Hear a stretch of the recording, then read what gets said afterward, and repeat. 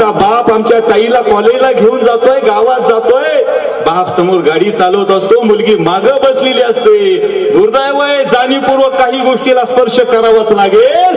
कॉलेजला जाणाऱ्या ताईच्या हातात मोबाईल आहे अँड्रॉइडचा, चालू मध्ये आमची ताई फोनवर चॅटिंग करते. फार मोठी शोकांतिक आहे. कुणाला फसवतोय? कुठंतरी चिंतन होणं गरजेचं आहे, कुठंतरी मंथन होणं गरजेचं आहे. ताई, आज या ठिकाणी बऱ्याच बहिणी माझ्या बसलेल्या आहे. हिंदू म्हणून जन्माला आली ताई, तू कपाळाला टिकली नाही बेटा तुझ्या. हिंदू म्हणून जन्माला आली बेटा, हातात बांगड्या नाही तुझ्या. हिंदू म्हणून जन्माला आलीस बाळा, अरे पायात पैंजण नाही तुझ्या. हिंदू म्हणून जन्माला आलीस बाळा, पुरुषासारखे कपडे घालून कीर्तनाला आली. हिंदू म्हणून जन्माला आली, छोटे छोटे कपडे घालून संस्कृती उघडी पाडायला लागली.